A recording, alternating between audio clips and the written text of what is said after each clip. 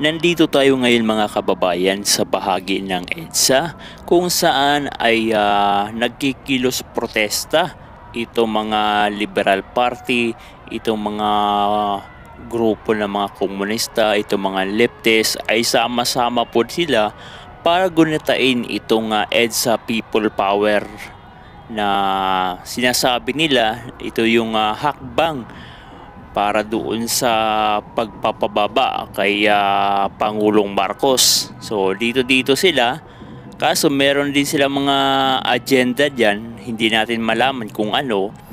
Ang nakakapagtaka lamang po dito, yung mga kasama dito sa rally na ito, dito sa sinasabi nilang EDSA 3, pero hindi pa talaga to EDSA 3 kasi kung nakikita nyo yung bilang nila ay halos kakaunti. Sabihin natin mga kababayan, ito ay umaabot lamang ng 2,000 na mga protesta.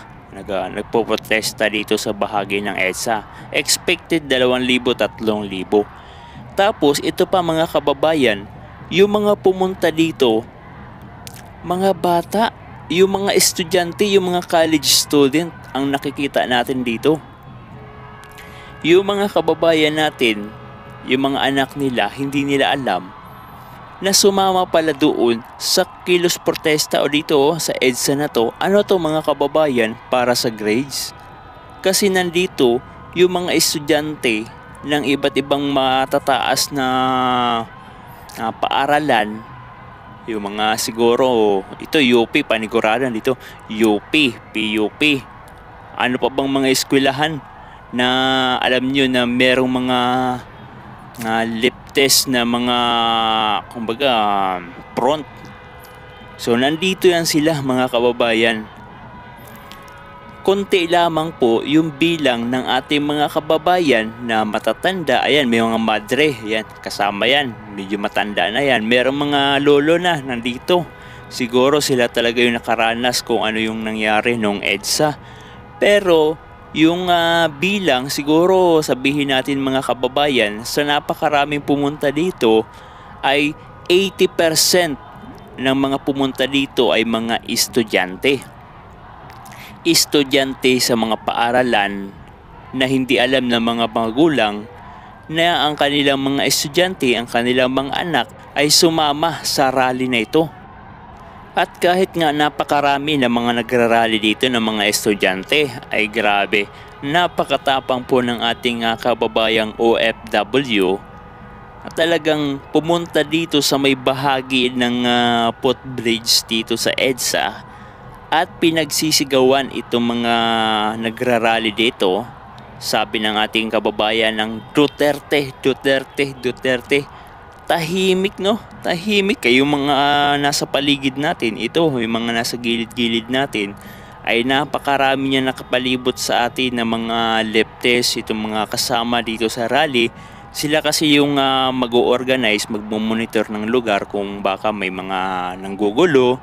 Pero wala silang nagawa noong yung isang OFW ay pinagsisigawan sila ng Duterte, Duterte, Duterte. Wala, tahimik yung nasa baba mga kababayan kanina nung pinagsisigawan ng isang OFW. Pati itong nasa gilid ko ay walang nagawa. Kasi nga mga kababayan, yung mga nandito ay hindi naman yung iba dyan makikipag-away kasi mga estudyante hindi po nila alam na ganito yung mangyayari. Hindi rin alam ng mga magulang na isasama sila no mga paaralan. Kaya ikaw kabayan, kung ikaw po ay nanonood sa mga oras na to at alam mo na may mga estudyante ka within Metro Manila, yung malalaking universidad, tanungin mo yung iyong anak, sumama ka ba sa rally na yan? Kasi mga kababayan, mga estudyante po mga nandito. Wala naman sila magawa kahit magdaldal ho tayo dito. Mga estudyante po yung mga nandyan mga kababayan. Kahit saan ka pumunta, mga college student po yung inyong makikita dyan. bihira lamang po kayo makakita nung matanda, o sabihin natin mga kababayan, mga 30 plus, parang bihira lamang. Karamihan dyan talaga sabihin natin mga 22 pababa or 25 pababa. Mas marami yung 20 pababa. Grabe. Dapat mga kababayan, no, sa ating mga nagrarally dito, kung nakikinig kayo, kunin nyo, isama nyo dyan yung mga matatanda para talagang may talagang tunay na puwersa. Kasi kung mga kabataan ang dadalhin nyo dyan para gunitain ang EDSA People Power Revolution, tapos ang mga kasama ay mga bata, ito mga bata ay mga nasulsulan lamang nung ating mga, sabihin na natin, yung mga leader nila para sa grade. Nasulsulan lamang. Dapat ang isama nyo dyan talagang yung may alam, yung mga matatanda. Marami pa naman sigurong buhay from 1986, napakarami pa niyan. Yung mga bata noon, siguro mga, sabihin natin, ilang taon na ba yun?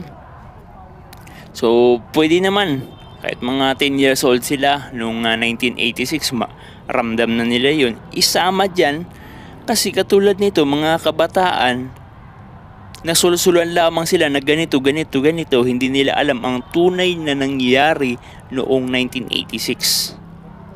O baka sabihin nyo, pro Marcos ako, no? Duterte ako. Ang gusto ko lang is, dapat talagang may puwersa tayo kung gusto nating patalsikin itong administrasyon.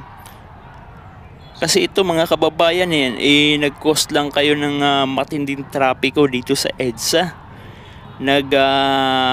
Galit na ngayong ating mga kababayan dito.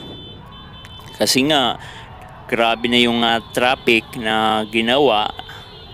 Sakupin nyo ba naman yung kalsada? Pahirapan nyo ba naman yung ating mga kababayang mga commuters, mga drivers, ay talagang bubusinahan kayo?